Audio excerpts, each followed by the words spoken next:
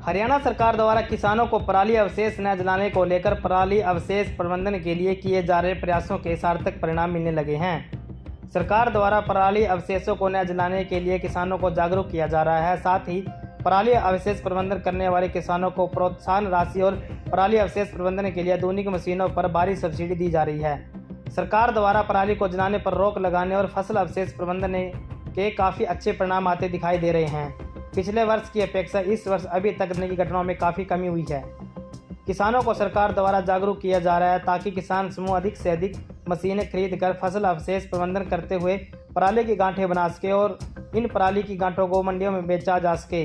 इससे वायु प्रदूषण को बचाने में बड़ी मदद मिलेगी। सरकार द्वारा पराली अवशेष को आग लगाने पर पूरी तरह से रोक लगाने के लिए लगातार कदम उठाए जा रहे हैं ताकि किसान पराली अवशेष को आग न लगाए, जिससे धुएं से प्रदूषित होने वाले वातावरण को बचाया जा सके। फसल अवशेष प्रबंधन को लेकर किसानों की पराली को खरीदने के लिए कैथल जिले में पराली की कई मंडियां लगी हुई हैं। इन मंडियों से बिजली बनाने वाली कंपनियां पराली की गांठों को अच्छे दामों पर खरीद रही है।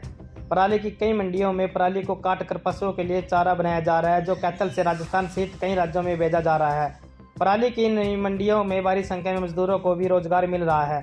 कैथल जिला के कृषि उपनिदेशक महावीर सिंह, सहायक कृषि अभियंता जगदीश चंद मलिक ने कहा कि सरकार द्वारा फसल अवशेष प्रबंधन को लेकर काफ़ी अच्छे प्रयास किए जा रहे हैं। कृषि विभाग द्वारा कैथल जिला के किसानों को पराली अवशेषों को न जलाकर फसल अवशेष प्रबंधन के बारे में जागरूक किया जा रहा है। किसानों को विभाग द्वारा जागरूक किया जा रहा है कि वे अपने खेतों में धान की फसल की पराली को खेतों में ही दबा दे ताकि उसकी खाद बनकर खेतों को उपजाऊ बनाया जा सके। इसके लिए अतिरिक्त धान की फसल की पराली को मशीनों द्वारा काटवाकर गांठें बनाए जाए ताकि उन्हें पराली में मंडियों में बेचकर लाभ उठाया जा सके। उन्होंने बताया कि सरकार द्वारा पराली को जलाने पर रोक लगाने और फसल अवशेष प्रबंधन के काफ़ी अच्छे परिणाम आते दिखाई दे रहे हैं। इस बारे में किसानों से भी बात की गई, सुने।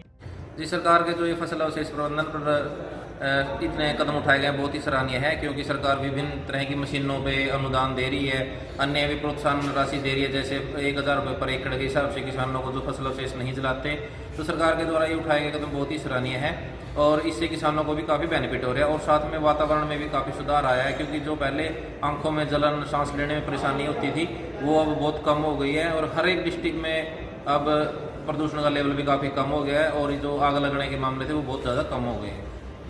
जी देखिए, अब तो किसान भी काफ़ी जागरूक हो चुका है पहले से और वो अपने फसल अवशेषों को बहुत कम जलाता है। वो अपने खेत में ही उनको मिलाता है, जिससे उसकी खेत की उर्वरा शक्ति बढ़ती है और उसके खाद दवाई का खर्च कम होता है। इसलिए ये किसानों का फर्ज भी है और धर्म भी है कि वो इसमें अपनी आहुति जरूर डालेंगे। वो अपने फसल अवशेष ना जला के अपने खेत में ही मिलाए ताकि उसका खेत भी हरा भरा उसके और उसकी जेब में भी थोड़े पैसे बचत रहेंगे। सुखविंदर सिंह मालखेड़ी गाँव से हूँ। मेरे पास बेलर मशीन भी है और हम किसान को बहुत उत्साह कर रहे हैं कि हम आग न लगाए, हम बेलर से गांठें बनाते हैं और इससे बेलर का बहुत फ़ायदा है। सरकार हमें स्कीम दे रही है, सब्सिडी दे रही है, उससे हम पराली की गांठें बना के और मिल में बेच रहे हैं। उससे बहुत फ़ायदा है और अपने आसपास में कहीं पर्यावरण साफ रहता है और प्रदूषण नहीं होता। बहुत नुकसान है जी, और पर किसान को भी थोड़ा जागरूक होना चाहिए। जब मशीनें गवर्नमेंट ने दे रखी हैं तो पराली की गांठें बनाएं और अपने खेत को साफ रखें, वो जब ज़्यादा निकलती है जी। वो ये फसल अवशेष पे आग लगाते हैं, इसकी निगरानी के लिए गांव स्तर पर कमेटी बनाई गई है, जिसके अध्यक्ष सरपंच है, कृषि विभाग से मुलाजिम है, इसके साथ ही रेवेन्यू से तथा ग्राम सचिव, नंबरदार, ये सब उसके मेंबर है। इसके बाद ब्लॉक स्तर के ऊपर कमेटी है और जिला स्तर के ऊपर भी कमेटी बनाई गई है और ये कमेटी के सदस्य गांव में जाकर प्रत्येक दिन इसकी निगरानी करते हैं तथा किसानों को समझाते भी हैं। और इसके साथ साथ मैं ये भी बताना चाहूँगा कि इसरो, जो हमारा रॉकेट ऊपर जो सैटेलाइट है, इसरो और हर्षक के माध्यम से भी इसकी लगातार निगरानी की जाती है। तो जो भी आग लगाता है तो इसरो के या हर्षक के माध्यम से उसकी लोकेशन आती है और वहाँ लोकेशन पर जाने के बाद विभाग की टीम उसको प्रमाणित करती है तथा जो किसान इस प्रकार की जो फसल अवशेष जलाने में सम्मिलित पाया जाता है, उसको यदि वो 2 एकड़ तक का वो करता है तो 2500 रुपये, 2 से 5 एकड़ के अवशेषों में आग लगाता है तो 5000 रुपये और 5 से ज़्यादा में लगाता है तो 15000 रुपये प्रति इंसिडेंस के हिसाब से उसके इन्वायरमेंटल कंपनसेशन वसूल किया जाता है। और अब चूँकि माने सरकार की नई हिदायत भी आई है कि यदि कोई किसान दोबारा से आग लगाता मिलेगा तो उसके विरुद्ध FIR दर्ज करके उसको माननीय न्यायालय में पेश किया जाएगा।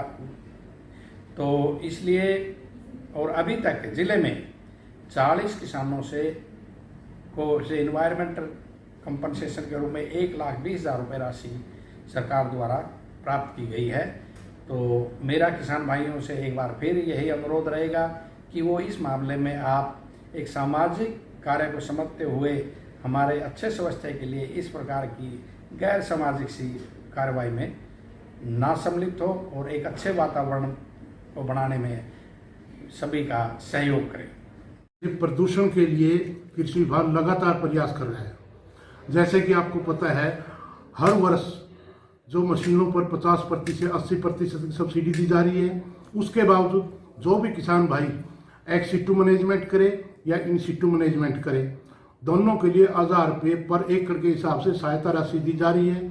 और इसके साथ साथ किसानों को लगातार विलेज लेवल कमेटी द्वारा या जो ब्लॉक नोडल अफसर जो DC साहब ने नियुक्त किए हैं, उनके द्वारा किसानों को जागरूक किया जा रहा है कि भाई आप फानों में आग मत लगाएं, इससे पर्यावरण तो खराब होता ही है, साथ में हमारी धरती माता का बहुत ज़्यादा नुकसान होता है।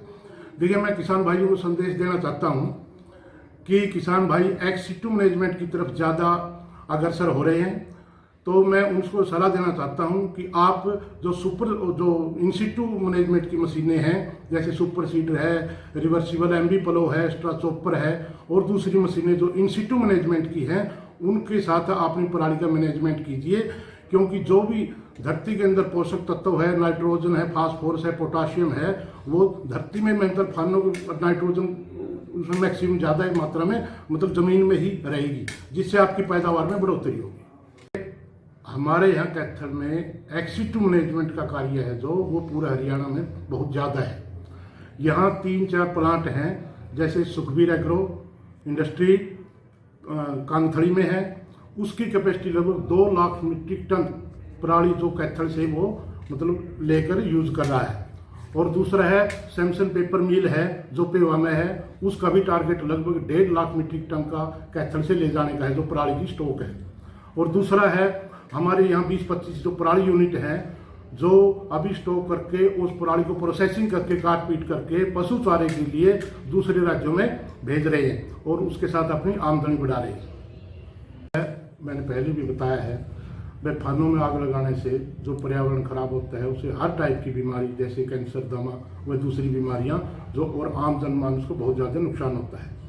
वैसे तो काफ़ी किसान काफ़ी जागरूक हो चुके हैं, क्योंकि पिछले साल 18 अक्टूबर तक लगभग 80 घटनाएं हो चुकी थी, लेकिन अब की बार सिर्फ 51 है। तो इसमें रिडक्शन तो है, किसान काफ़ी जागरूक हैं और मैं तो किसानों से उम्मीद करता हूं वे अब की बार और भी इन घटनाओं में काबू पाएं और पर्यावरण को सुधारें।